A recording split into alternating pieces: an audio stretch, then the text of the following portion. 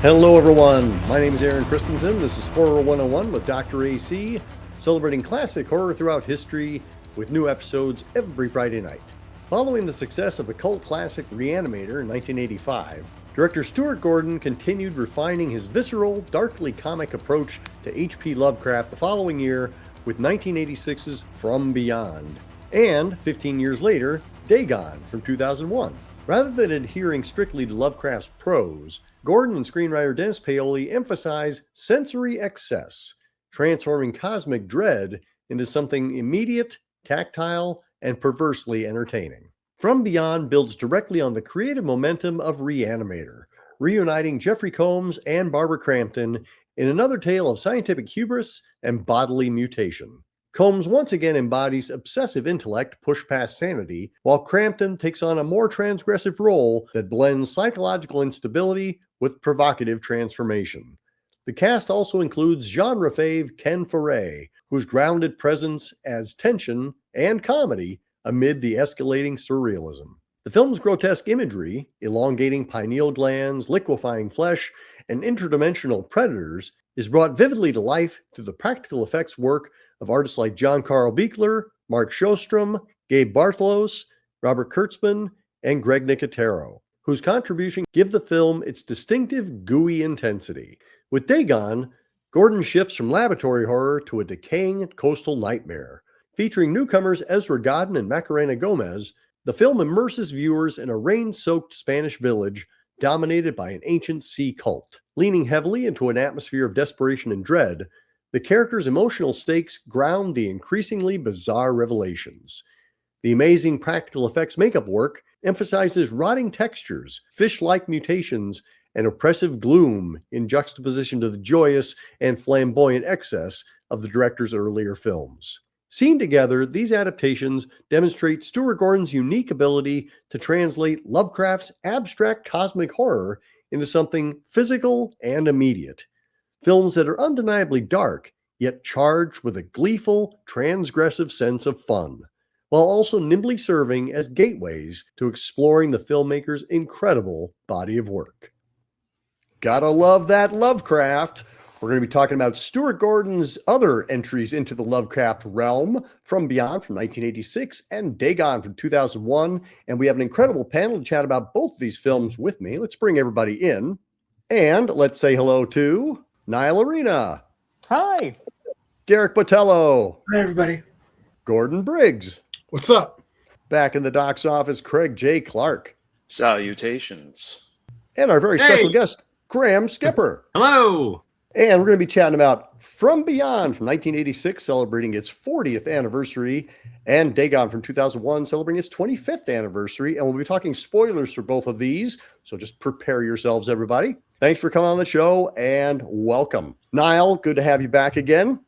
Oh, yeah, great to be here. Kick things off with you. I suspect many of us came to the world of H.P. Lovecraft adaptations via Re-Animator. Is that true for you? It is. I think that was the first that I saw, and I saw it pretty young. I think I was in 8th grade, and it was kind of during the DVD boom.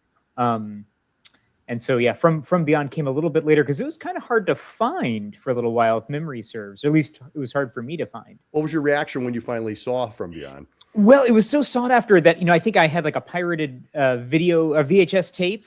So like I think it was a dupe off of something. And so, it being kind of having this contraband feeling, it felt like such a missing piece. I'd seen the poster, that kind of very iconic. I think it's on your sticker or banner. And so, it was just great to kind of, I think, fill in the pieces. But I think, it was the reaction that maybe others have had. I'll be curious to hear, which is that it is kind of in a darker vein. And I don't think that let me down, but it was interesting that, like, I think ready for not necessarily camp, but some of that kind of tongue-in-cheek Re-Animator humor and getting something that, was a little bit of a kind of more severe note. But I think it's great on its own. And, as a still kind of eager, I think I was maybe 18 or 19, eager mind kind of trying to check things off of my horror list. It was very much kind of, felt not unlike maybe, something a little taboo and a little forbidden for being a little bit kind of in a darker mode. Derek, let's shift over to you. Was Re-Animator your introduction to Stuart Gordon? I think I saw Dolls first. Okay. And then I had an aunt who was like a decade older, who was like, hey, you need to check out this movie called Re-Animator. I saw it with a bunch of my friends when it came out in the movies. It's on video. Check it out. So I did.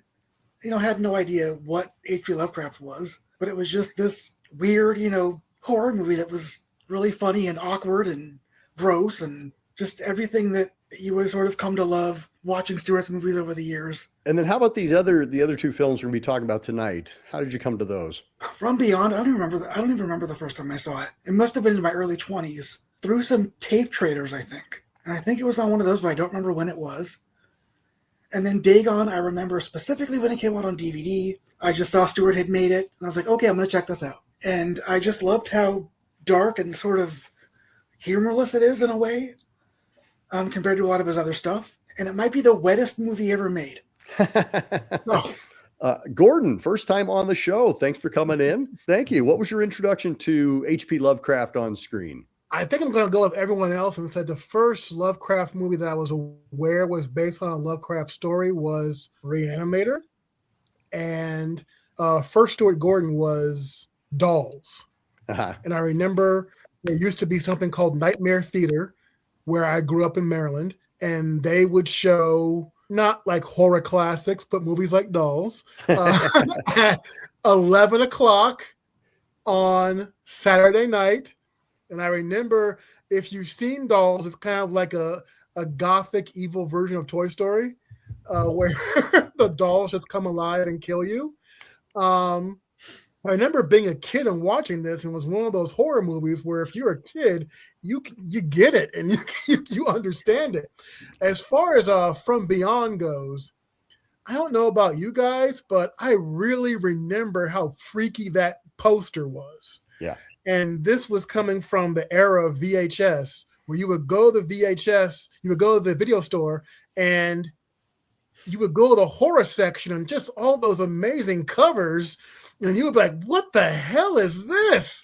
I have no idea what this film is, but I want to see it eventually. And remember, the cover to From Beyond is Dr. Pretorius out of this kind of pink body face looking directly at you. I remember it's like when you look at the cover of Hellraiser, you're like, I don't know what this movie's about, but if this guy is in it, I want to see it.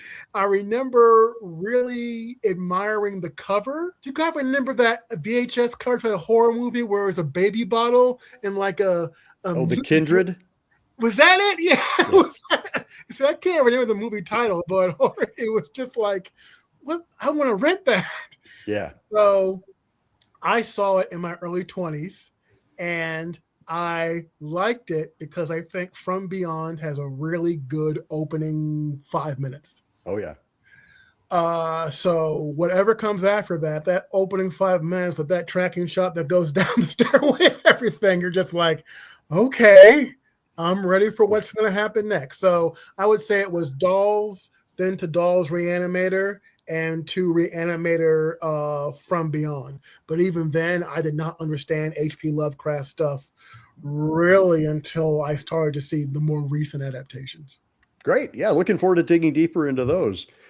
Craig, welcome back again. What was your exposure? What was your appeal to coming on the panel? Well, I mean, I'm a huge Stuart Gordon fan. I was actually at the Horror Hound in Columbus when they did the From Beyond reunion panel, which you emceed.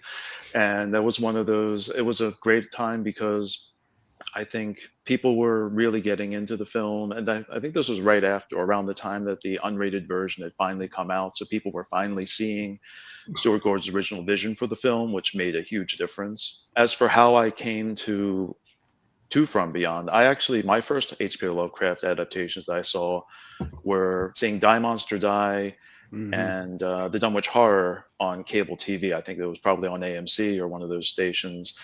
And then after that, and I think Die Monster Die was like, hey, it's got Boris Karloff, he's the monster, and oh, who's this H.P. Lovecraft guy? And I started looking into that.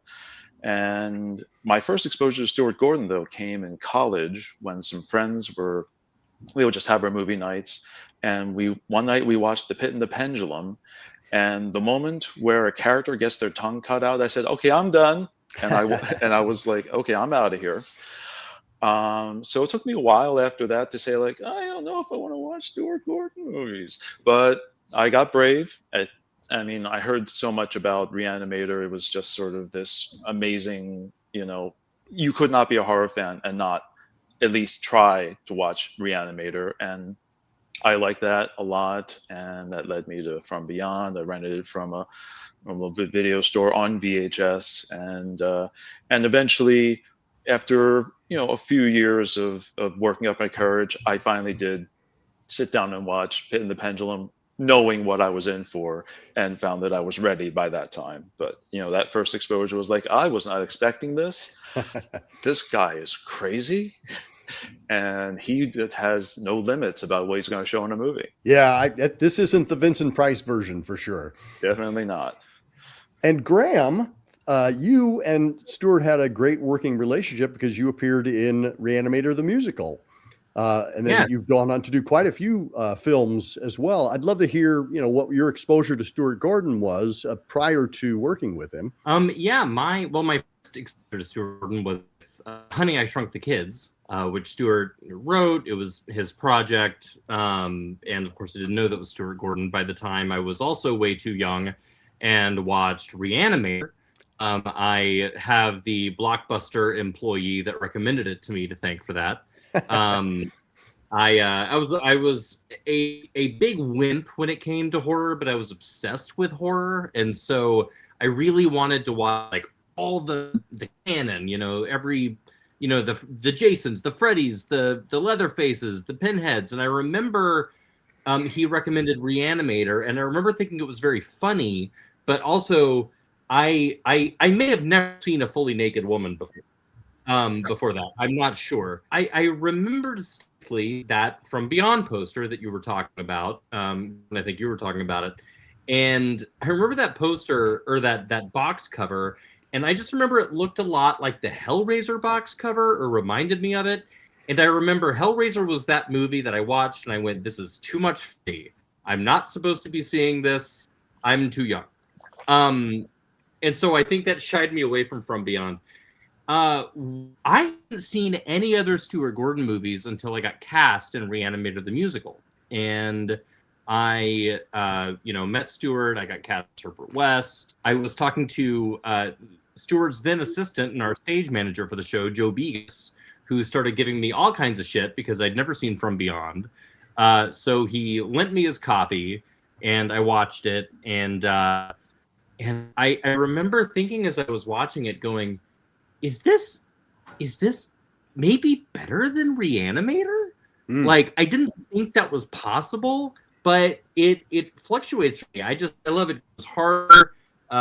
It's so slimy, like we talked about. And in particular, hearing, we might get into this, but hearing like Tony Dublin and some of the folks that worked on the special effects for From Beyond, who also worked on Re-Animator the musical, like talk about shooting it and like what that was like and the vats of ooze and all that.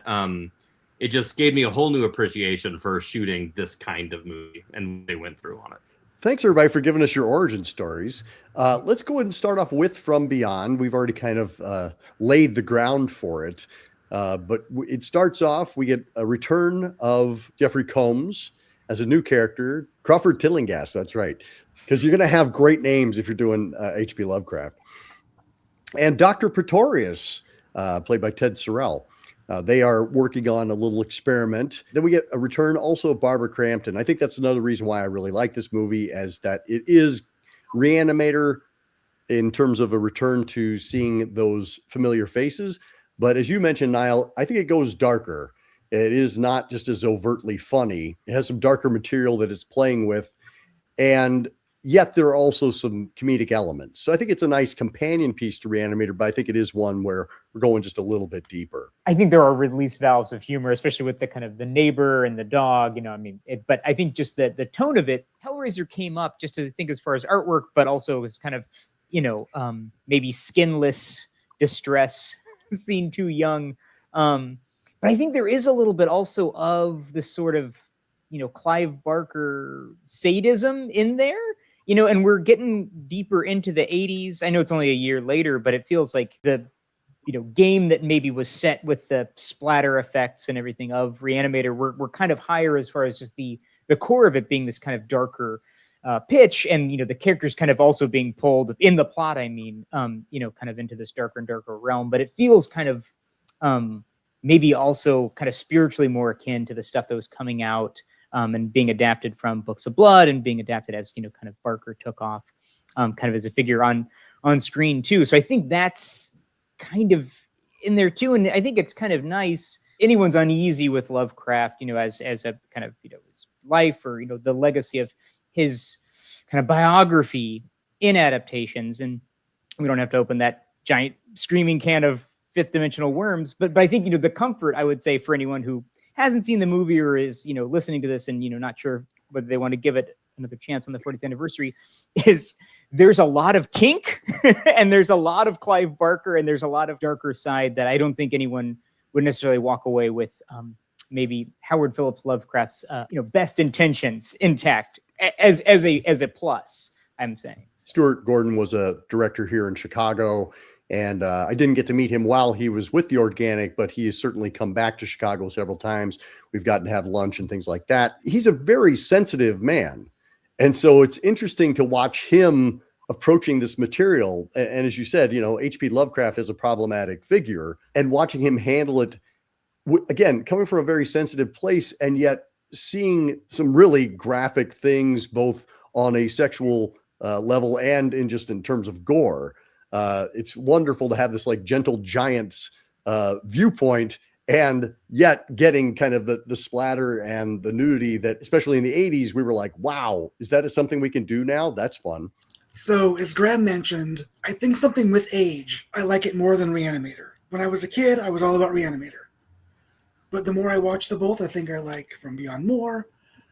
I don't know if it's because it's not as darkly funny, it's a little more serious, it's a little darker, it's a little kinkier, it's a little weirder, just really gloopy and gross. And I hadn't seen it in a few years, and I watched it a few days ago, and I forgot just how many little monsters are in it, little creatures, little things. Just everything in this house wants to kill you. So, I don't know. It's just an enjoyable ride, and I like Stuart's aesthetic. I like what he has to say. Barbara Crampton is good as always, but I find it funny that it's almost like her age is written into it because she's so young to play this kind of part, that she's like harangued as being like this wonder kid, psychiatrist.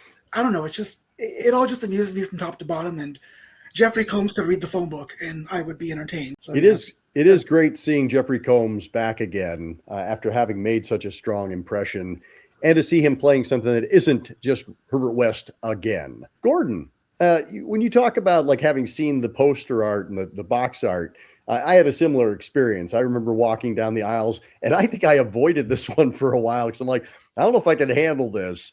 And as several people have mentioned, when I did finally sit down with it, it's not Re-Animator Part 2. It's a different beast, and yet there's enough elements that feel similar. It still has that Charles Band quality to it.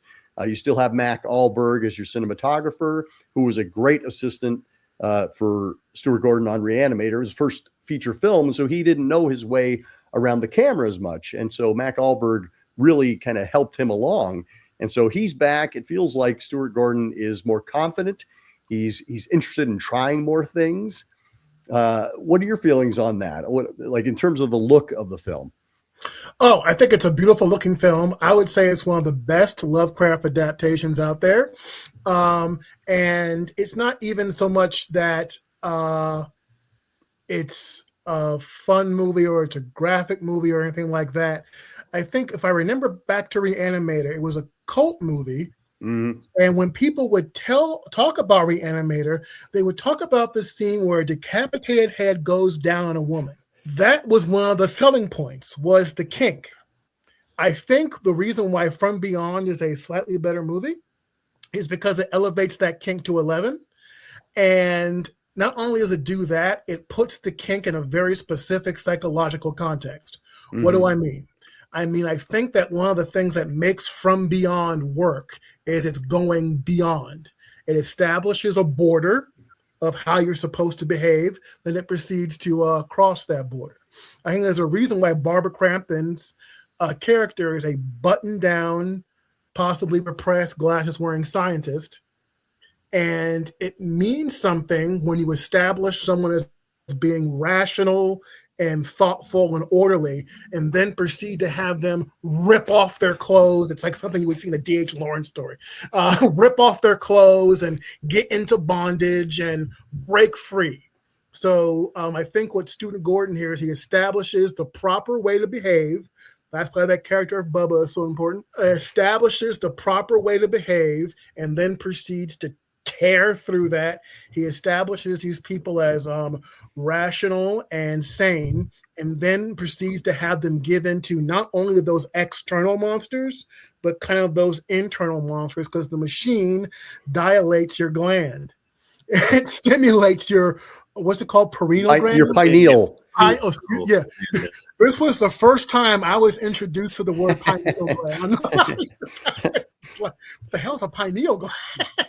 Okay, think about what was going on with horror movies in the 80s. You had Freddy, you had Jason, you had the mass killers stalking people for being sexual. And don't get me wrong, I enjoy some of those movies.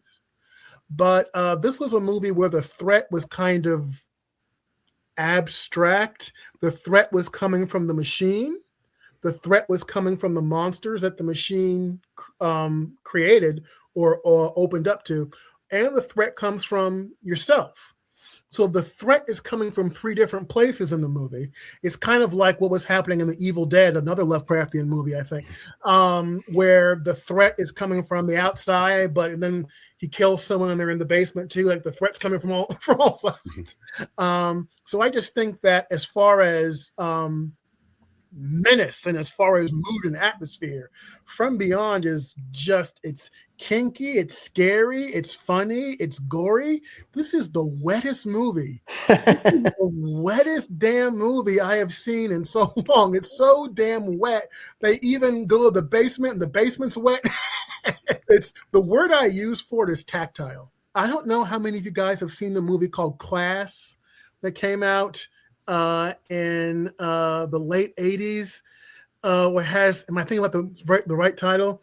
It's called Class. Is this like a sex comedy? Do you mean Society? I'm sorry. Oh God, yeah, Society, I know a movie called Class, but I don't think it's the movie you're thinking of. That's what Rob. That's Society. What Rob wrote. Yeah. Society. Yeah, Brian Usna. Thank you, Craig. So you guys see that movie Society where it has that shunting scene or something like that? It reminded me of that, where it's like everything's so CG now. This movie, you can actually feel the skin stretching and stuff like that. So I think whatever its faults or strengths, this is a movie that you can feel. It's a tactile movie. Nice. Craig, I feel like several doors have been opened up. Is there one that you'd like to walk through?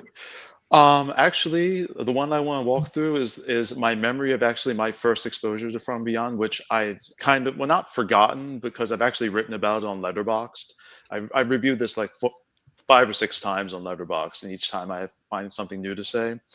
And what I remembered was, and you're mentioning the pineal gland, because I remember when it comes out of his head and it's moving around, is I actually saw like the last 20 minutes of From Beyond on television in, I want to say, either late 80s or early 90s. It was just on Saturday afternoons, middle of the day, UHF station that just played inappropriate movies for Saturday afternoons. And so I saw like the whole climax of the movie. I saw all the stuff in the hospital. I saw, him eating the brain and all that stuff. And the thing sticking out. And I said, I have no idea what this movie is. And I was kind of amazed by it. And because I don't think I knew what it was at the time. So it wasn't until like years later when I'm actually watching the movie, for real, renting it from the video store, and things started to look familiar. Is this the hospital? Is this that movie? And so it was one of these things, like from my childhood, from when I was a teenager, being exposed to this and not knowing what it was. Is just like you're just flipping through channels and say, oh, this looks interesting, I'll watch this for a bit. that's something that you miss nowadays. I don't, channel flipping is a lost art. The other thing about From Beyond, which I think makes a big impact, I've seen it in so many different versions. There was the original VHS that I saw, which was the R-rated version. And I saw the unrated version when they came out on DVD. But one of my favorite times seeing it was actually on a double feature with Dagon. When Dagon was released in 2001, I saw it like zoomed filmed in southern New Jersey. Did a double feature of From Beyond and Dagon, and it was like, okay, I get to see a new Stuart Gordon movie, and I get to see one of my favorite old Stuart Gordon movies back to back. That was kind of amazing. And seeing that, you see all these parallels. It's like when they talk about, like on the commentary for Dagon, how that was originally what they wanted to follow Re-Animator with. So they even wrote a script and they had it all ready to go until Charles Band said, no, this isn't going to work. I don't think we have the money for this. So let's find something that we can actually make with the money we have. So they put Dagon to the side and didn't pick it up again for 15 years. You just sort of see this continuity of, yes, he hasn't made, a Lovecraft movie in however many years, but it's like picking it up. It's like riding a bicycle. You just get back on and throw all the kinky, gory, and wet stuff in, Yeah, well, we'll definitely dig deeper into Dagon in a few minutes, because yes, watching Stuart Gordon return to Lovecraft was an absolute pleasure. You mentioned that when you meet Stuart is a very sensitive man, and he's very kind, he's very quiet. But for me, the main thing about Stuart is that he's mischievous. Every single one of his films has this mischievous quality to it, where it's not just Stuart, telling a story effectively, which he does. It's not just Stuart making you afraid, which he does. It's not just Stuart building tension or making you laugh. It's Stuart fucking with you. And I feel like From Beyond is maybe the best example of that, where Stuart is doing all of these very transgressive things, specifically, like Gordon said, because they're transgressive. He's pushing boundaries specifically because that's, like Gordon said, it's from beyond. We're going beyond all of the norms of what you're supposed to be making, what you're supposed to be putting in a movie. But in this one, he was given a bigger budget than Re-Animator. He obviously was allowed a lot of freedom with Re-Animator, but here, because Re-Animator proven a success, things were good. It just feels like he's even more let loose. It feels like he's assured as a filmmaker. In Re-Animator, you really feel his theater director qualities. That movie is a very theatrical movie. That's why he made a musical of it. From Beyond really feels to me like this is where he steps into his own really as a filmmaker. And he's allowed to play with these big, ridiculous animatronics and all these big creature effects. I mean, Stuart was a big Godzilla fan. He was a big monster movie fan. And so to see him, I can just imagine his excitement when he gets these big toys to play with, and he's allowed to be like, fuck it, we're doing it all. And that's always the sense that I get from this movie. And I see mischievousness, I see a playfulness. It's obviously more titillating than Re-Animator ever gets. But it's one of those movies where, like, as you're watching it, even as an adult, you're like, woo, all right, it's really, really fun for those reasons. And so I think a really great example of all the things that Stuart does really, really well packed into one movie. Love it. Thank you. We've talked about Barbara Crampton. We've talked about Jeffrey Combs. One person we haven't mentioned yet is Ken Foray, beloved actor from Dawn of the Dead. And I have to say, I think this was the second thing I'd ever seen him in. I was kind of like, he's just Peter from Dawn of the Dead. That is who he is.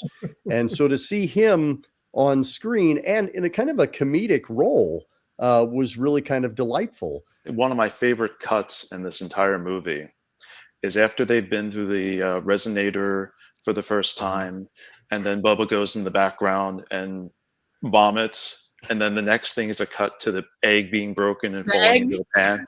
I knew you were going to say the eggs. I knew it.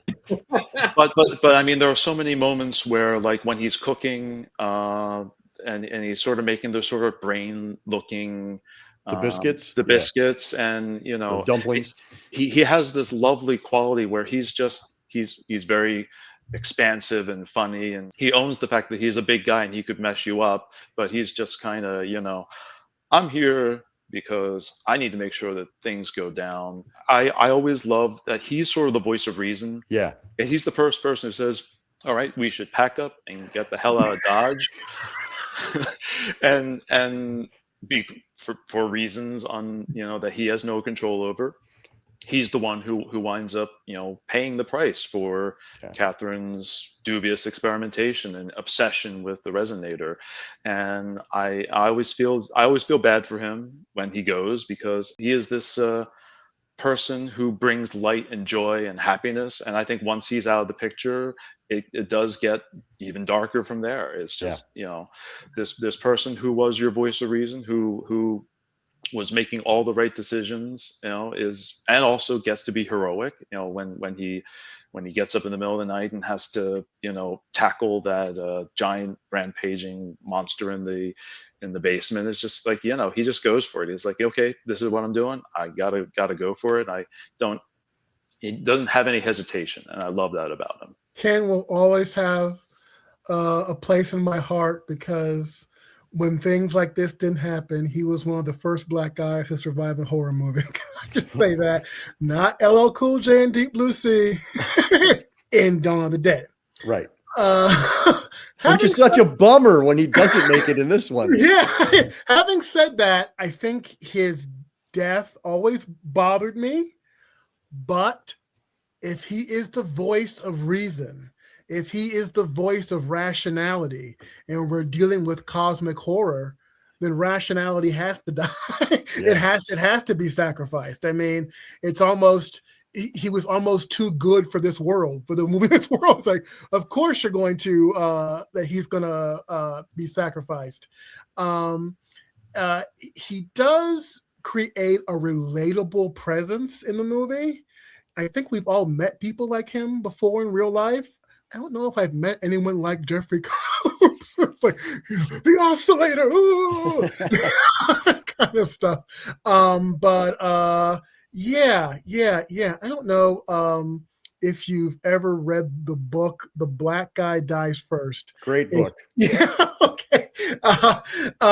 Dr. Pretorius dies first, but he comes back. In this movie, the writer of that book, what's her name? I'm forgetting her name right now. Robin Means Coleman. Thank you. She says what happens sometimes is not that the Black guy dies first. What happens sometimes is, in order to establish how powerful the monster is, you waste your Black character.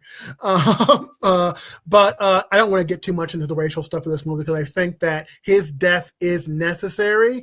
And one of the reasons why this is, I think, one of the best Lovecraft movies is that when you get into cosmic horror, the universe is indifferent. The universe doesn't care. So innocent people do die, not jumping ahead to the end, but even when victory is won in this movie, it's not really a victory. The person's gone insane. So it should be the innocent die, the sane become insane. I mean, this is what happens in Color from Outer Space. This is what happens in a lot of Lovecraft stories. Even the best intentioned people just kind of, all this kind of collapses, and all this kind of, it doesn't matter anymore. So I think he was a good, relatable presence, and he had to go. He had to go. Otherwise, we're not watching a horror movie. We're watching a feel-good, crowd-pleasing movie. No, your character you like is most going to die. Yeah, there's a genuine cost when he dies. Yeah, I'm glad that everybody's so far has really called this out. I mean, he is the most human character in this movie. He is the audience surrogate, even more than Barbara Crampton, in my opinion. Oh yeah. He's so funny in a subtle, natural way. It's so, he's calling out the absurdity that we're all watching, and Kane does in Re-Animator, but he's sort of going along with it. Ken Frey in this movie is not going along with anything. He wants to get out of there from the get-go. he is willing to step in and do whatever he has to do to get his job done. But I love that he's not into it from the beginning. And we're along for the ride. We're going, yeah, that's how I'd be. I'd be like, I don't want any part of this. So it's funny. And I'm glad that he gets this role, because I feel like in Dawn of the Dead, right, he does have these funny moments, and he has these more like lighthearted moments, but he's definitely a more like, he's the stoic hero character in that movie. And I don't think he gets enough moments of this sort of levity to shine. Like in Dawn of the Dead, you know, he has the waiter sequence, and he sort of plays that up, and that's funny, and he has these moments. But in this, I think his comedy chops really get to shine, which I think it humanizes him more. It makes us way more empathetic. And yeah, I mean, his death matters. That's one of the things about Stewart's movies, is that he's an actor's director, you know, and you're dealing with like the whole reason, everything I always say about being an actor in a horror movie is that you have to care about the actors so that you care if anything happens to them. You care about their story. These are, you know, he rejected the idea that like there's cannon fodder and that you don't care about the people you want to watch them die. No, you shouldn't want to watch them die, or you should, because they're so awful, but you want to care about it. And I feel like Inference is a great example of that, where yeah, you really care about him and you really hope he lives. And of course he doesn't. And I'm glad that Gordon called out just how nihilistic this movie is. That nobody wins in this movie. Nobody wins. And that's part of why it's great. I think watching it again, I watched it last night in preparing for our talk.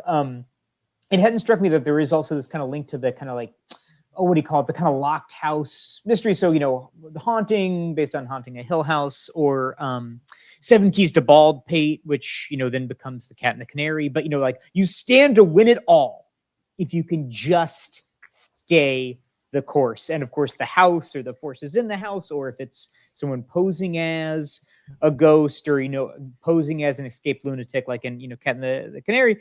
But the house is going to throw everything it can at you to make sure you don't win it all. Jeffrey Combs is released into the care of Barbara Crampton's, you know, therapist or psychiatrist. So, you know, again, it's like, if he can prove it, he can win it all. And I think there's always the great character, or not always, but there often is that it's a kind of essential character, which is the skeptic. It's Russ Tamblyn in The Haunting, you know, kind of has all these legacies. But so I think it's very clever, I think, of Stuart Gordon, but also of Ken's performance, that you kind of forget that he's the long arm of the law, that he's there because this guy has been charged with the murder of Dr. Pretorius. His, you know, head is missing, you know, and everything, but that he was there and he was fleeing the scene. But you don't really think of him as this figure, kind of as of authority, at least, you know, while the house is kind of, you know, throwing everything it can at them. He is that skeptic figure, which is, you know, kind of so essential to it. You know, he's not Tor Johnson.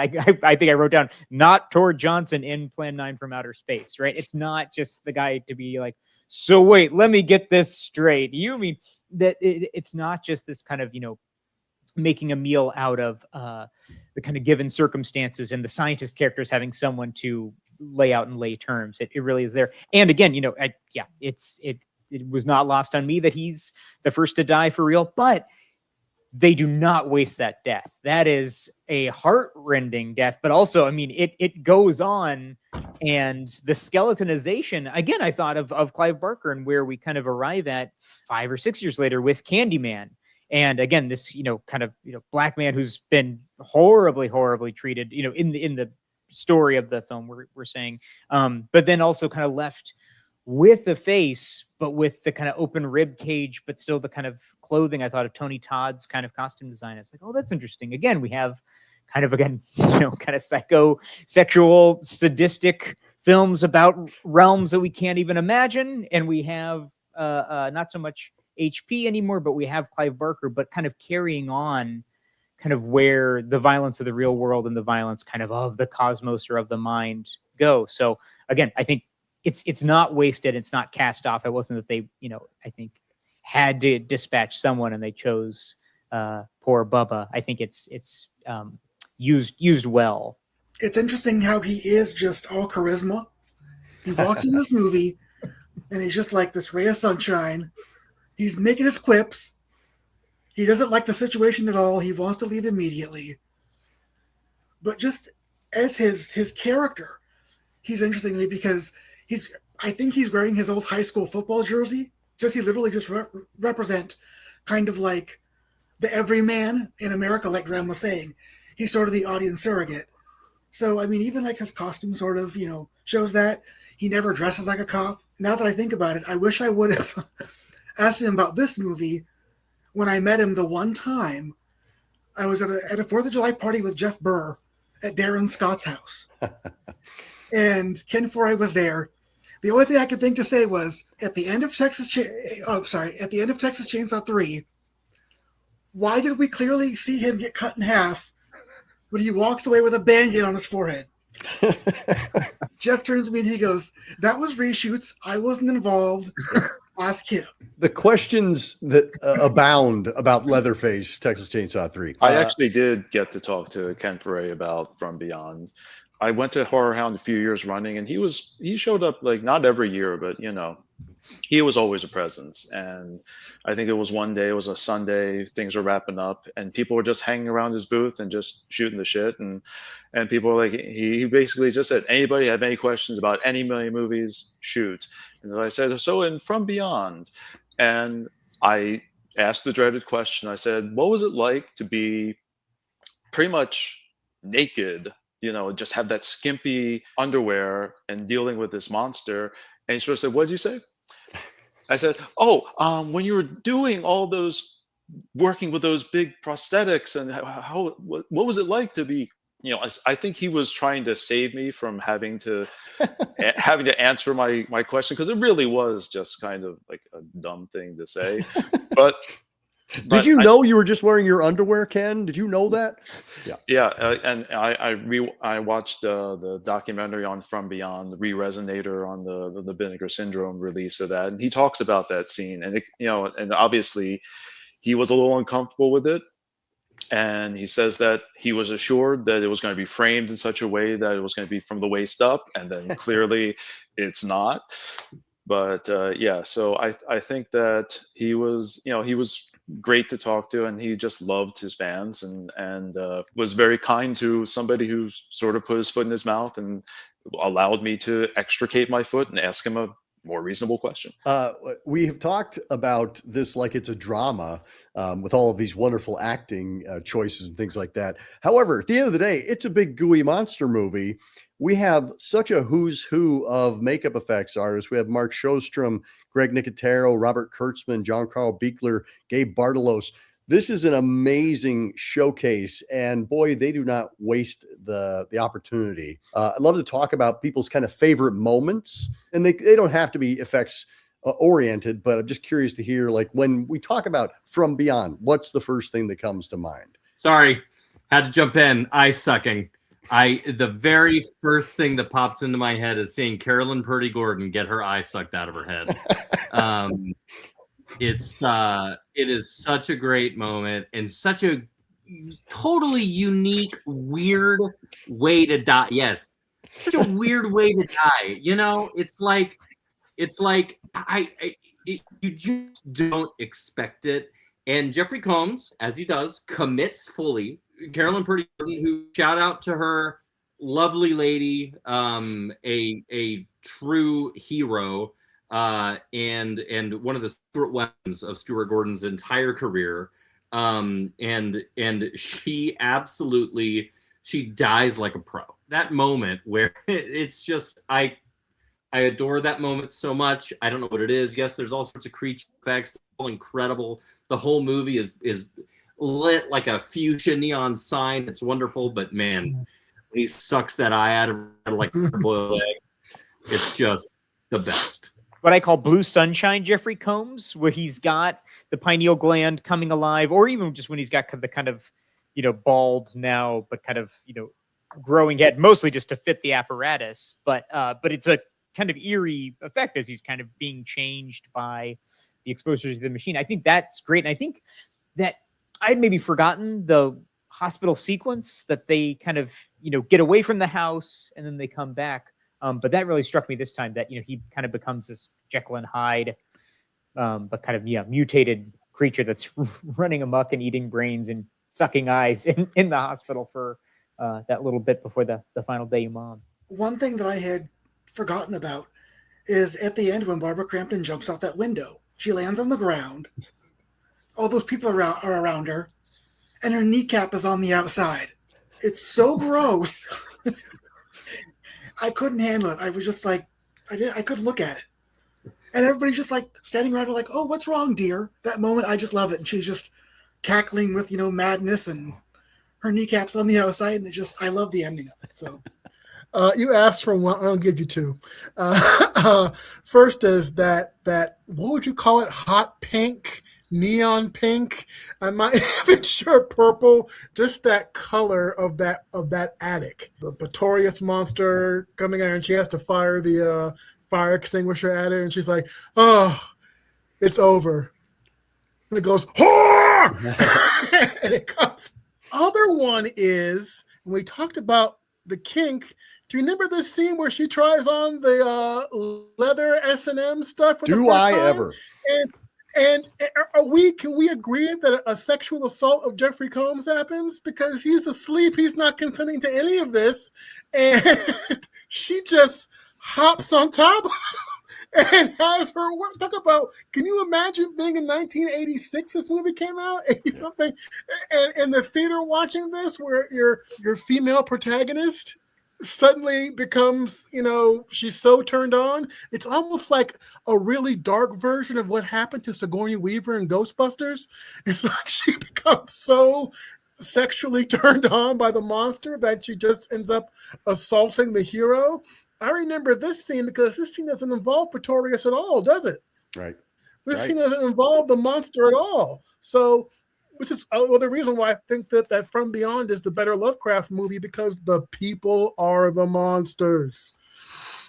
I'm going to spell it out for you, just like in that new Del Toro movie. You're the monster. The people are the monsters. The moment that I'm going to single out isn't really. It's not a special effects moment. It's not a creature moment. It's not a horrific moment, but it's probably one of my favorite moments in the whole film, and it's during the opening sequence, where the neighbor has come over and is trying to find her dog Bunny, and she's going up the stairs, and then wham, there's the axe through the door, and she starts to run. She's screaming, and Crawford breaks the door down and starts running, and then you cut between him running down the stairs, her running down the stairs, and she's running for her life because she thinks this guy's going to kill her, and then he overtakes her because he is more scared than she is, because he knows what's happened in that attic. I think the first time I saw that, I burst out laughing, and I mean, it's probably the funniest moment in the entire film for me, just simply because it's letting you know, because we didn't actually see what happened. We cut outside before anything got too weird, and so we know that he's seen something that has scared the wits out of him. And when we go back and we rebuild the resonator and turn it on, you sort of know, he's got this fear of what happened, and he doesn't want to live through it again. But as Catherine says, you have to live through it again to get past it. And and also any scene with Bunny Sumner is great. She's just a lovely character, and she's great in the beginning of Re-Animator. She's got a great scream, and it's just I just love her that she pops up again here and From Beyond. They said, hey, let's go to Italy, let's bring Bunny over and put her in our movie over here. It'll be fun. Yeah, I gotta say, like, watching Pretorius's face, Ted Sorrell's face, kind of floating in space on this kind of long tube of the monster. It's one of those things where I still not quite sure how they do it. It's not like he's standing behind something, and like there's a mask on him. And I love that it's a mix of a mold, an animatronic of his face, and the actor's face as well. And they go back and forth between the two, so that you're never quite sure what's happening. I don't know which one of our technicians was handling those effects, but it really, that effect comes off so well. And I think that's true of, the pineal gland, coming out of Tillinghast's forehead. There's so many great monster moments. But again, because it's so grounded in the characters, it all plays. Like we actually care, and it doesn't just come off as a showcase. I would love to jet ahead to our second adaptation, Dagon, celebrating its 25th anniversary. Came out in 2001. And again, we had Brian Usna producing, but at this point he was producing over in Spain with Fantastic Factory. And so this was an opportunity for him to reunite with Stuart Gordon and Dennis Paoli. As somebody mentioned, this was a script that had been developed and was supposed to be the one to follow up Re-Animator, but they didn't have the funds for it, the resources for it. Now they do. During our introduction, people were talking about kind of maybe where they saw it for the first time.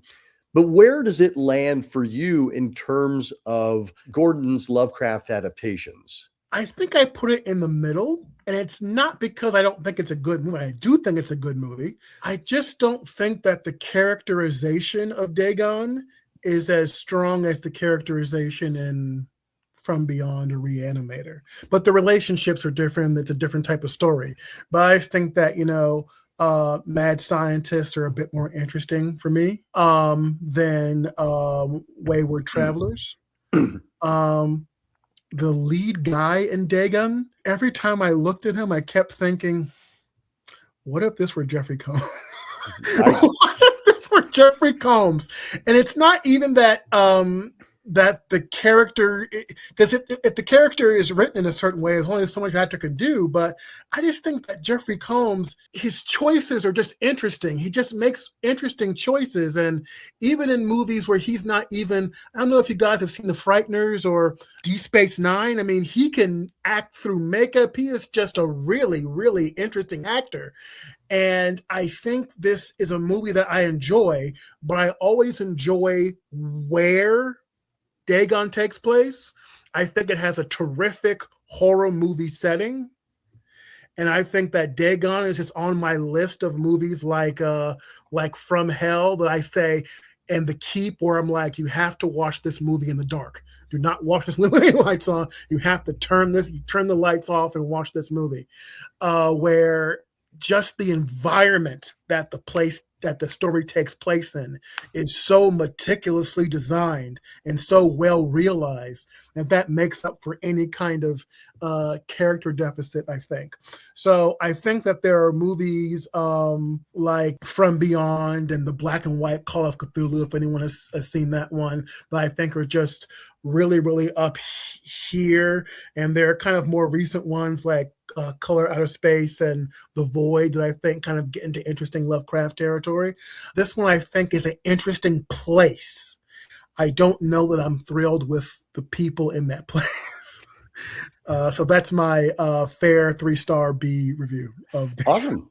That works. Let's bounce up to Derek. Okay, so I'm going to defend Ezra here, the lead actor. I like him. I like that he's so tightly wound. He is like such a fish out of water, pun intended. Yes, the location is absolutely the star of this movie. Like the location, the sets, incredible. But I like that the movie runs like a nightmare. He's stuck in this situation. He's helpless to do anything about pretty much anything. In terms of script writing, there's so much what you'd call good news, bad news. Like every time something good seems like it's going to happen, nope, something awful. And then maybe it doubles back and gets even worse. Maybe a little bit of hope, and then now it gets worse again. But I like that it's so nihilistic, this nightmare you just can't escape from. And this guy is just trapped. And what do you do with any of this? I mean, it's so insane. He's trying to save himself, save his girlfriend. I don't know. I really dig it. I sort of like what he becomes at the end of the movie.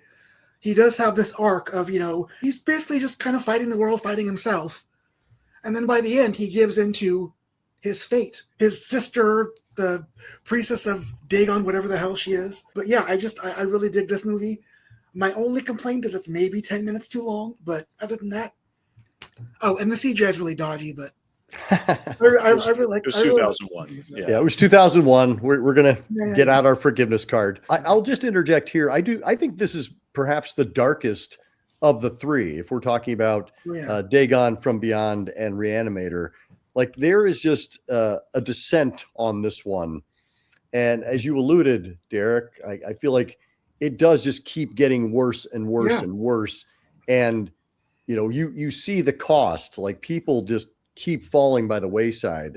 And that really interesting examination of free will versus fate or destiny.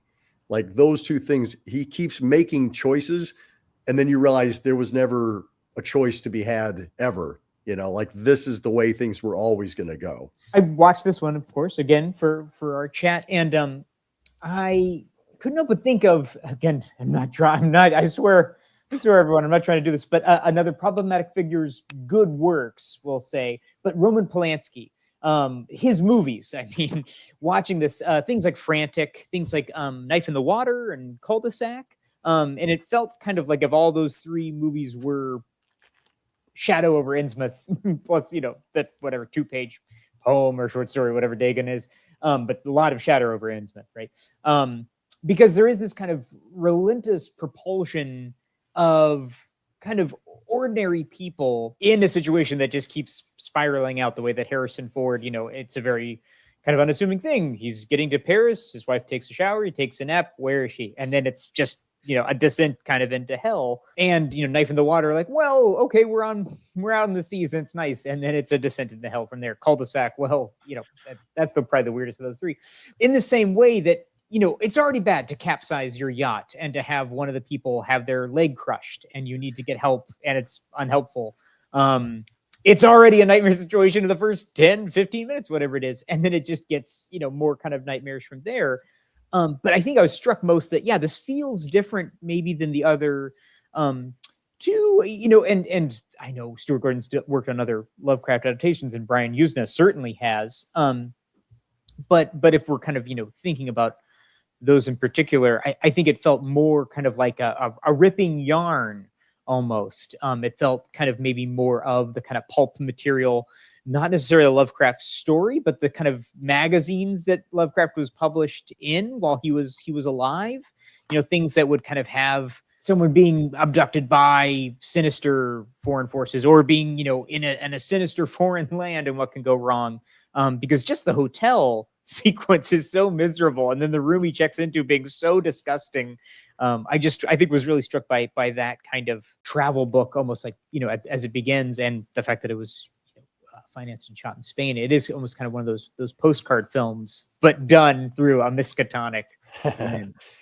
Yeah, my relationship with Dagon, when I first saw it, it was after I'd been cast in Re-Animator, watched all of Stuart's films, and I was really excited because Shadow over Innsmouth is my favorite Lovecraft story. I really, really love that story, and Stuart doing Shadow over Innsmouth, you know, great. And I have to admit that I was pretty soft on Dagon when I first saw it. A big part of it was that I went in expecting Shadow over Innsmouth, and I lived for a long time in New York. I spent a lot of time in New England. There's a very heavy New England fog about that story, and I knew nothing about it when I went in to watch the film. So when it was in Spain, I think the big reason why I kind of like immediately wasn't on its wavelength.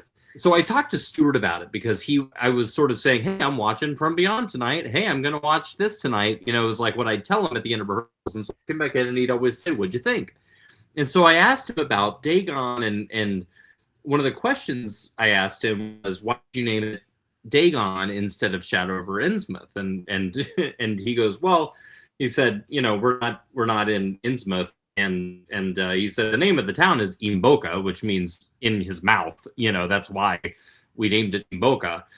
But he said with Dagon, he said it gestures at that bigger mythology. And then we started sort of talking about Shadow over Innsmouth and how much he loved that story too. And one of the things he said about that I found really interesting, that really influenced my read of the story and my read of the film, is he said what he felt was so scary about it was he was like, you know, these characters, like in the story, this character he's not in a graveyard, he's not, you know, on a boat out at sea, he's not in a spaceship, he's not even in a haunted house, he's in a town. He's in a town with shops, with people, he's in a hotel with like a person at the front desk. You know, these are places where you feel like you're safe. You know, this is, yeah, it's a small town, but you're with other people. But what happens when everyone is out to get you, and how scary that is? And he referenced specifically the hotel scene in the story, which, Niall, I'm glad you brought up the hotel scene in the movie, because you can really see how much that scene affected him. So Dagon's really grown me. I also have grown a lot more patient with the CGI. You really have to look at it like an artifact of an older time. I know from like talking to Dennis Paoli that they would have preferred to not use all the CGI, but there was just no way to do that without it. Yeah. And but I think the secret weapon of this movie is Macarena Gomez, who plays, I can never pronounce her name, Yusha, or I can't remember how to pronounce her name, but I think she's incredible in this, and I think that she is such a unique presence in this movie. That to me is what really establishes this sort of fear of the exotic, the fear of the other, and the fear of being, in another place that's really not your home. Yeah, this movie is a nightmare. It's a nightmare that spirals down into being more of a nightmare. You get out, there's no levity. You don't have, and I think that's why I don't revisit it like I revisit From Beyond or Re-Animator, because those movies are fun. Dagon's not fun. It's effective, it's an effective movie. It does what it sets out to do. So I just think that's why, it inevitably is going to maybe fall underneath those other ones. But I like Dagon. I like it a lot. I also am an Ezra fan. No, he's not Jeffrey Combs. And yes, you can kind of tell that role originally might have been written for him. But as Gordon said, a fish out of water. I think he does a good job. And Craig? I sort of fall in a similar way in terms of Gordon's Lovecraft adaptations. Oh, by the way, I don't know if we want to consider Castle Freak among them, since it's sort of nominally based on The Outsider, very loosely based on that. But I think that, Re-Animator and From Beyond are right at the top, and Dagon is just a sort of half step down from there. I think that having seen it in a movie theater with an audience for the first time, it makes a huge difference as opposed to seeing it at home on DVD, maybe with one or two other people. Because when you have a whole crowd of people who are just, beside themselves with revulsion to the scene where Paco gets skinned, it's just sort of like, and you can't pause it and walk away. You're stuck there. Yes, you might want to shield your eyes, but the scene is just going to keep going on. And because of the way Stuart Gordon handles violence, is he doesn't shy away from it. He doesn't cut away from it. He says, this is going to be a really intense and unpleasant thing that's going to happen, and I'm going to make you watch all of it. And I think that is part of its power, is that it does not flinch from these awful things that happen.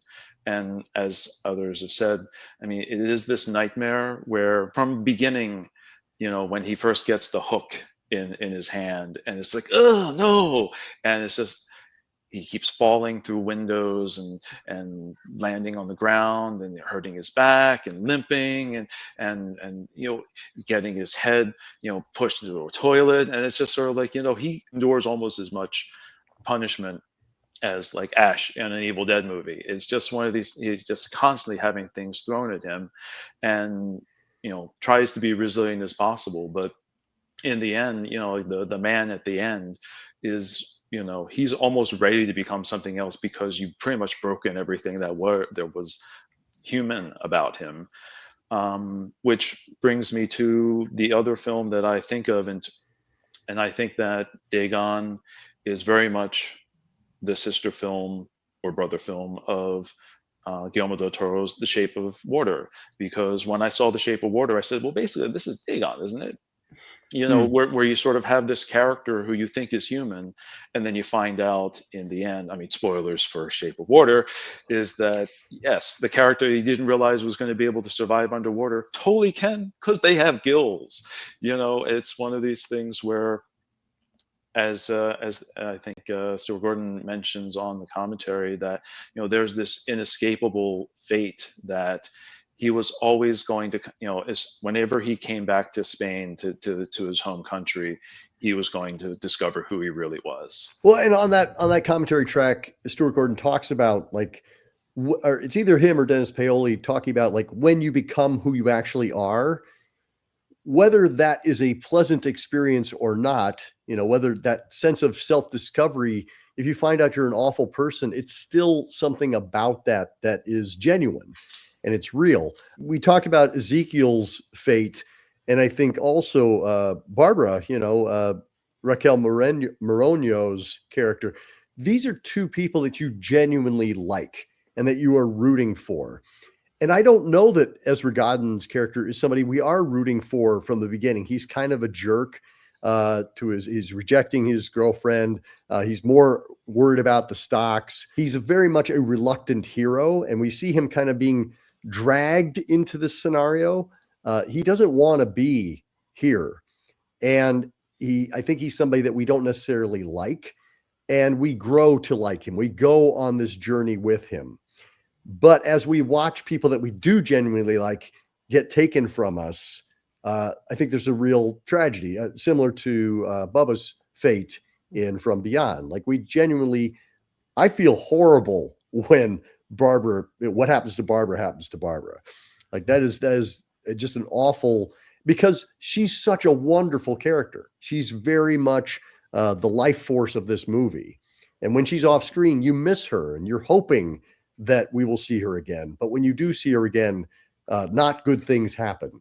But again, that journey that he is going on, I think is what this movie is about. If we talk about Lovecraft adaptations, like this is the one that kind of, Niall, you talked about some of the problematic aspects of Lovecraft. Like this is addressing one of his major issues, is the idea of, cross-pollination. The idea that we have humans and these aquatic creatures. And what is the horror? What's the worst thing that could happen is that you would cross the two of them. And that was something that I don't know that I thought about before, but watching it this time, I'm like, oh yeah, that racist HPL, like this is him. This is him putting it right out there for us. Before watching both of these, again, I had read just, I don't know even where, I think the back of the Library of America edition of some of his stories that came out. It came out a while ago. But I think I knew that he lived with his aunt or, aunts, for kind of much of his even adult life, but I didn't realize kind of why. And my understanding just from the very brief bit in the kind of Library of America edition is that I think his mother was institutionalized, and that could mean a lot of things in, the early 20th century. But I think watching both From Beyond for the kind of having these things that you can now see and they can see you, and this kind of definite certainty of that, and the kind of de-evolution of everyone, and the kind of the curse that's brought to Inboca. And this one, it's like, well, yes, I think we can definitely all see a very racialized view of it, and a very paranoid and unstable, especially as a white New Englander writing. And I think there are a lot smarter and more eloquent people who have already examined that and will probably continue to. But the thing I think that's interesting, that I'm sure some people have addressed, that I think struck me, was that it's also madness and the fear of losing control. And that if you can see something more profound, it might also mean that it can see you. And that being this kind of metaphor for mental illness, insanity, however you want to, kind of classify it. But seeing that in Dagon as, kind of finally accepting maybe that, kind of this white knuckle grip on the world as you understood it, maybe it's not worth it. And I just think also maybe that's the kind of final note of Barbara Crampton's character in From Beyond too, which is just to kind of let go. But that a lot of his fiction could be read, not exclusively, but also as a thing of like, you've got to just keep control over it. Otherwise, madness will overtake you. And so many of his protagonists describe that, like I saw something that shattered my sanity. But I think just the idea that there can be this certitude that there are things that we can't see normally that are controlling us, or if they get wind of us, we'll be devoured, I think is also kind of a reckoning with schizophrenia. And so it's interesting for that, maybe, while we also accept, Guy was not too progressive even for his time and his thinking. I would love to talk about our themes that Lovecraft is addressing, but also that Gordon is choosing to address as we look at these two films, along with the rest of his body of work. Why it is that Gordon keeps returning to Lovecraft? What do you think that he's mining there? I mean, one of the main, things about Lovecraft is that it's this fear of the unknown, right? It's that we are tiny little specks in this really bizarre, awful cosmos, where we can't even begin to understand the insanity that lies beyond, right? Stuart was able to tap into the sandbox that is that general universe in a really fun way, because Stuart's adaptations are not very accurate adaptations. Right. From Beyond is maybe his most accurate, but like it's Re-Animator is not much like the story at all. From Beyond, it has the essential elements, but again, we branch it way out. And same with Dagon, he sort of blends a whole lot of these ideas from Shadow over Innsmouth and from the Dagon and greater kind of Cthulhu mythology. But for me, I've always gotten the sense that Stuart loved that sandbox to play in because it offered a whole lot of freedom. And when you read a lot of Lovecraft, that's one of the things that really stands out, in my opinion, is this idea that there is such a huge cosmology. And by design, when you read his books or when you read his stories, most of them end with the character saying, like, it's so insane, I can't even describe what I'm seeing. And that's part of the joy, that's part of the fear, that's part of the fun. And so I think Stuart, my take on it is that I think Stuart is the type of artist that reads something like that and goes, okay, great, I'm going to get to decide what that is. And I'm going to put my own spin on it. And because I'm a, gonzo, balls to the wall, transgressive artist, I'm going to use this to tell stories in the way that I want to tell them, because a lot of these stories you can only tell within a Lovecraft sandbox. So I feel like that's why Stuart was so drawn to it, because it offered so many opportunities to go big. And, one of his mottos was more is more. And I love, Stuart is the definition of a maximalist filmmaker. And that's one of the things that I really love about his filmography, and that I especially love about his Lovecraft stuff. There is nothing subtle about a Stuart Gordon film, and there is nothing subtle about a Stuart Gordon Lovecraft adaptation. When you read a lot of Lovecraft, there's a lot of it that's pretty dry. There's a lot of it that's that's remarkably still or like analytical, considering what we're really talking about. And Stuart sort of takes that and then makes it really fun. I don't know. I feel like and obviously, yes, there are themes and stuff within that, but I feel like that's the mystic side of Stuart that I was talking about at the beginning, that I think really is allowed to come alive with his Lovecraft adaptations, and why I think he was so drawn to him as an author. One thing that he saw when he was looking at adapting Lovecraft is he did see these opportunities to invent female characters who could also be in these stories, because as he's mentioned on the commentaries for all three of them, essentially, is there is no female character in any, in virtually any Lovecraft story. So you sort of have to figure out, well, who are we going to invent to be in this story? So you have in Re-Animator, you have I'm blanking on her name now, the Barbara Crampton's character, who starts out as being just sort of this girlfriend character, but she also has a lot to do with how it develops, and she's the voice of reason in that film. And From Beyond, she's a strong woman. She's this girl wonder psychiatrist who wants to save schizophrenics from their horrible fate. In Dagon, you have the girlfriend who, is the stronger character of the two, the take charge one, the one who says, we need to do this, we need to go, we need to get help. She's dragging him along because he's helpless without her.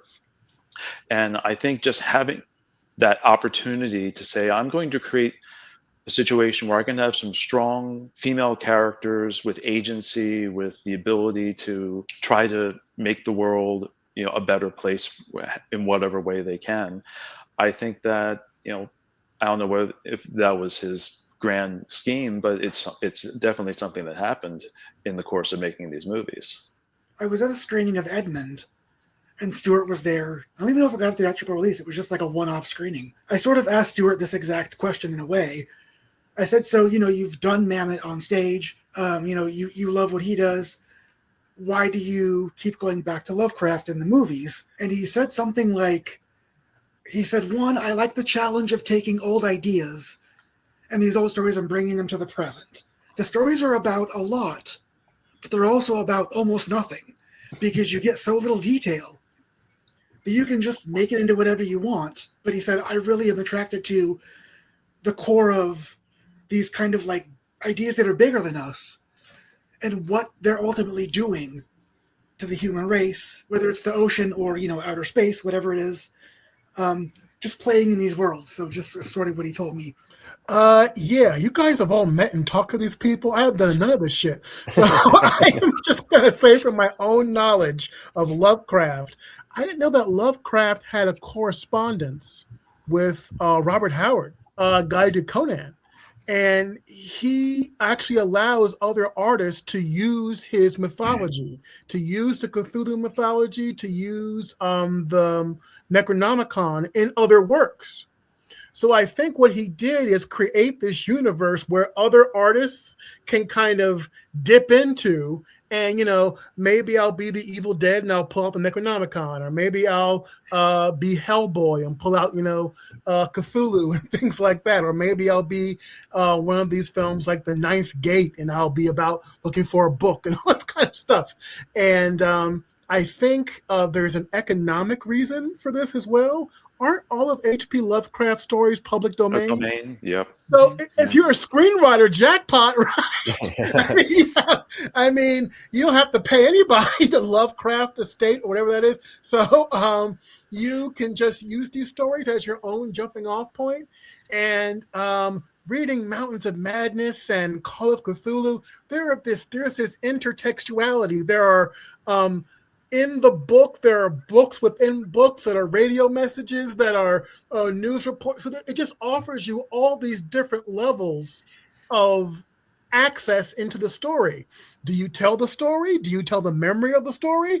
Do you tell the story where someone's being interviewed who survived what happened and you're listening to the audio reel of what happened? It just gives you, as a filmmaker, so many options. As far as this uncomfortable racial subtext, I actually read his story called Horror and Red Hook.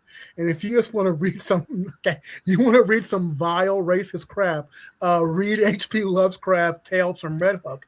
However, I didn't know that a black author did a whole version of Tales from Red Hook called Ballad of Black Tom that retells the story from the point of view of a black man in 1920s Harlem who's looking for one of these books to resurrect someone called the Drowned King. So what I think, and there's the book and the short-lived series Lovecraft Country, there are ways for filmmakers, storytellers to kind of access the language that Lovecraft did, to access the mythology and use it to tell their own story. So Stuart Gordon is one, probably at this point the most successful, one guy who's managed to use his stories as a jumping off point to create their own artistic vision, which I think is fantastic. I think that Lovecraft is probably spitting in his grave. Oh my God, a woman! But that's fine. But that's fine. And I just want to recommend one movie. I don't know how horror fans feel about it, but Barbara Crampton did a movie called Suitable Flesh that came out a few years ago. And it really did remind me of something that kind of captured the spirit of From Beyond. It's not the same thing. It's about a body jumping entity, but it really did capture the spirit of those 1980s wet puppety, very, very kinky Heather Graham in that movie. Ooh, film. So I'll recommend that to From Beyond fans. For Dagon fans, I think there's a remake. There's a version of Shadows of Innsmouth.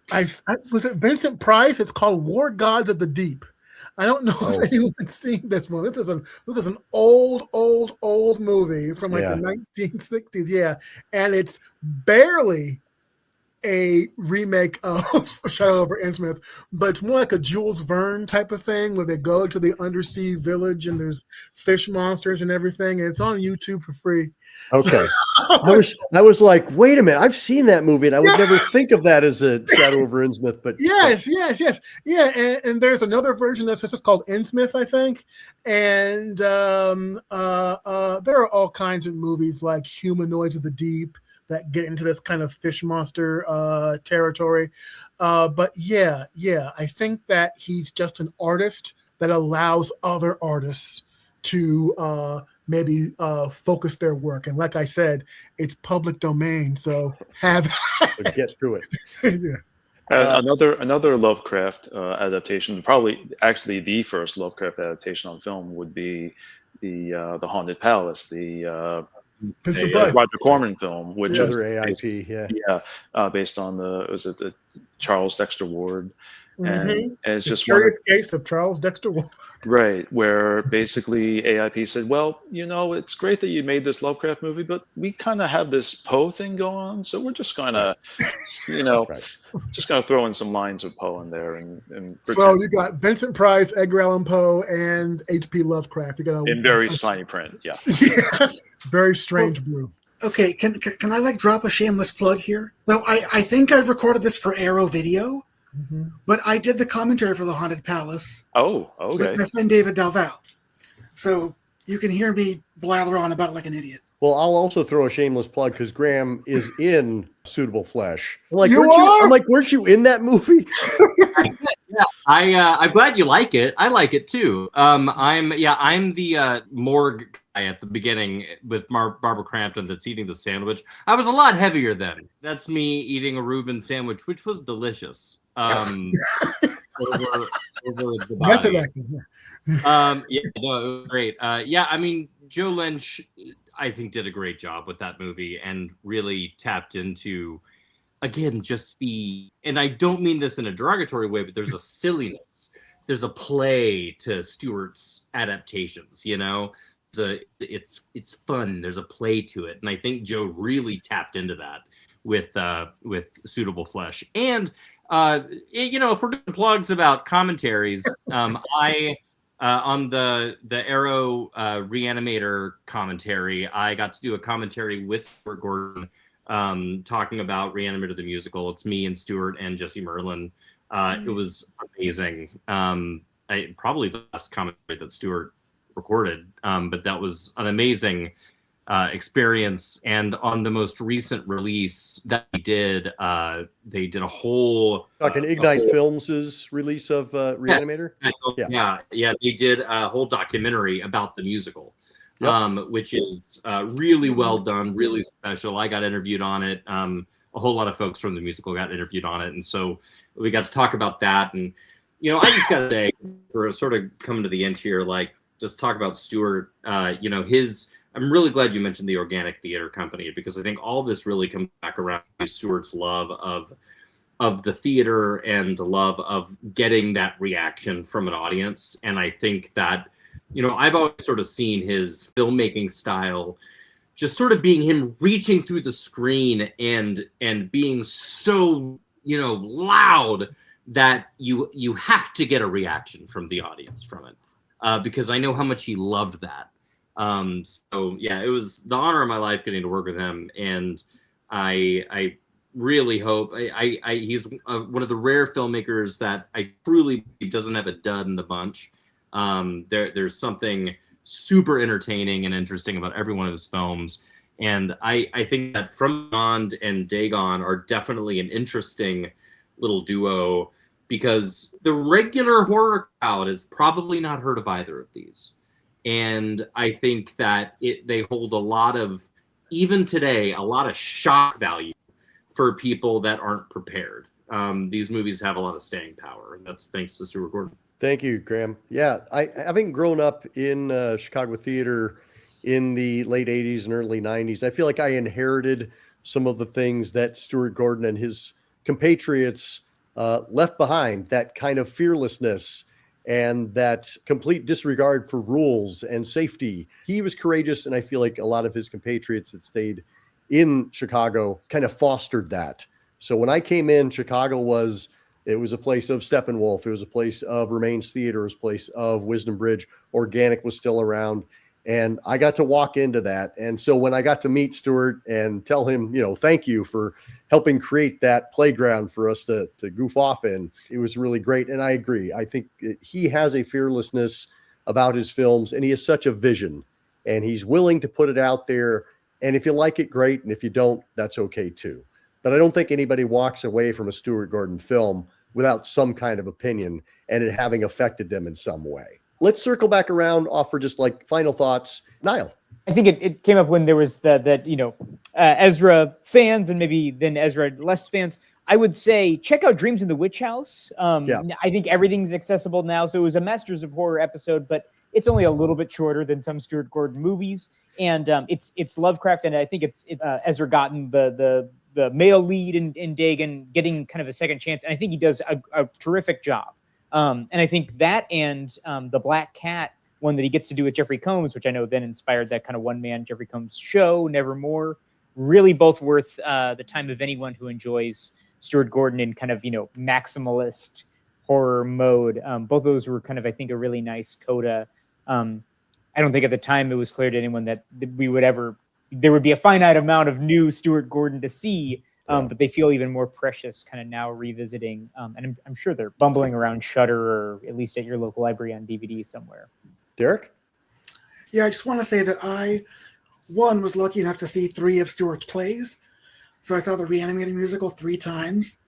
Graham was fantastic.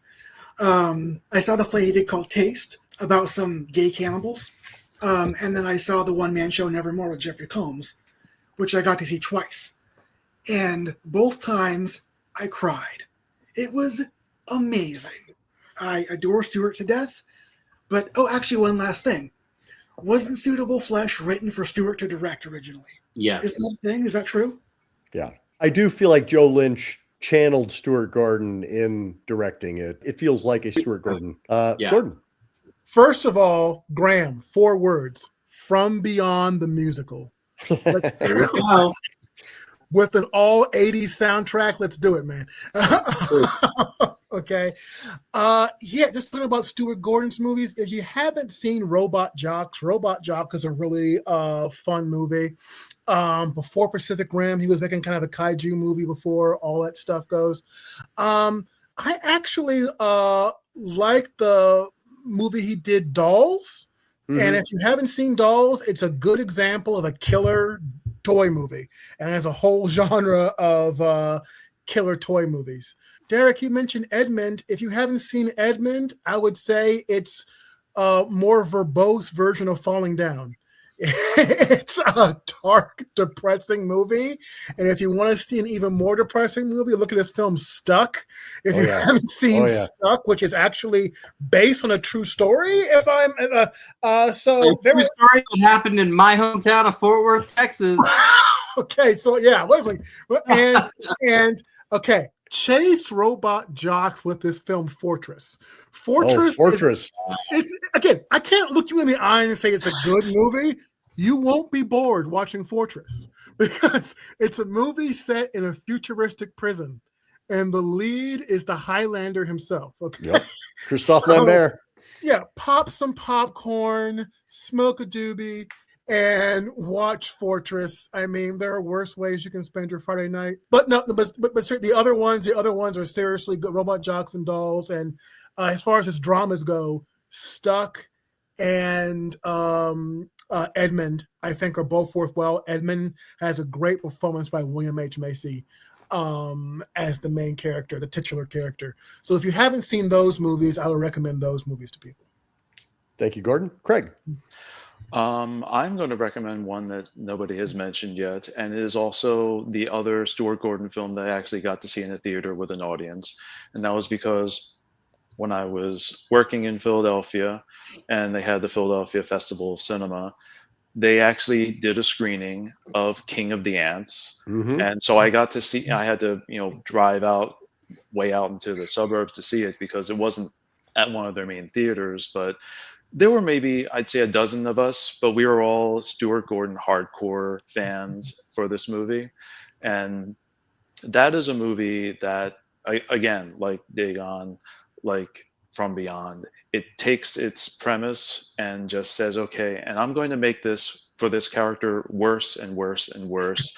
You're going to put the screws to him so that when he turns the tables and gets his revenge on the people who've been torturing him, you should know going in that the main character in King of the Ants has some horrific violence perpetrated upon him, so that when he does turn the tables on his tormentors, it's very much it's a yes, good for you, and Stuck also, again, that's if Stephen Rea doing this amazing performance where he spends pretty much the entire movie just stuck in a windshield, slowly dying of his wounds, and you have this character who is a nurse. I love the fact that it's a nurse who hits him and says, well, this is going to ruin my chance of promotion, so I'm just going to pretend that this never happened, and I'm going to pull into my garage and I'll just get my boyfriend to take to bury this guy because he's just a homeless person who's going to miss him. And of course the homeless person has other ideas about what's going to happen. Yeah. But yeah, I think King of the Ants is a tough one. I don't know if there's ever been a Blu-ray release of that. I know I still have like an ex-rental DVD copy that I got from some video store that was selling off their stock, because it's just one of these movies. A lot of Stuart Gordon movies, it flew under the radar. I don't think it has as much attention as his Lovecraft adaptations or anything that's been put out by Shout Factory or Arrow. But I would like to point people's direction, and I think it's a good movie, and it's got a great score. I love the score for that, and it's got a great lead performance. And Graham. Speaking of King of the Ants, they have done a really nice Blu-ray release. I think it was Second Sight out of the UK. It's really great. I wrote an essay for it. Okay. It's a really, really great release. So seek it. I mean, it is region B, it's UK, but it's worth it. Buy that region-free Blu-ray player. And also shout out to my Re-Animator the Musical co-star, Chris McKenna, star of King of the Ants. He played Dan Kane in the musical. I love Chris. He's a wonderful and very talented human being. Also, taste of Stuart's play about the gay cannibals, as Derek talked about. Anyway, if we are making film recommendations, I am a big fan of The Wonderful Ice Cream Suit. It's one of his least known films. It's a children's film. It's a musical. Stars an absolutely feral Edward James Olmos. Yeah. But it's a delightful movie. It's a Ray Bradbury story that Stuart actually did as a play during the Organic Theater Company days, worked with Ray Bradbury on adapting it.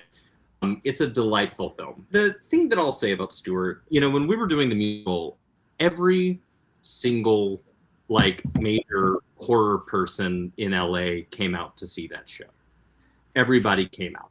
That really says something about the man that Stuart was.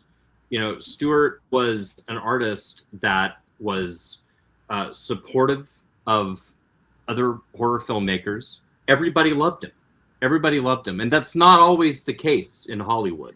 In Hollywood, you get there's a lot of directors that don't like each other. But one thing about Stuart was, these people wouldn't have come out to our 99-seat theater. You wouldn't see John Landis coming and sitting in a 99-seat theater to see this show. You wouldn't see Wes Craven coming out to come and see a 99-seat theater show, but it was Stuart Gordon. And they were there for him. And I think that really says something about a man when your colleagues really come out in full force when they absolutely don't have to. He was a very special man, and he has a very special filmography. And yeah, I really encourage. I'm so glad you mentioned Fortress. Fortress kicks ass. All of his movies are so fun.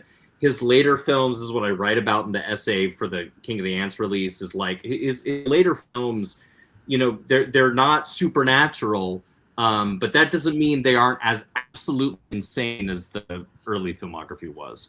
Seek them all out. I know he'd be delighted that we're talking about all this. I hope that this just makes more people want to go seek out his work, because it's fucking awesome. Thank you all. What an incredible tribute to an incredible filmmaker. Looking forward to having you all on again very soon. And until next time, keep searching, keep exploring, and keep sharing the scare.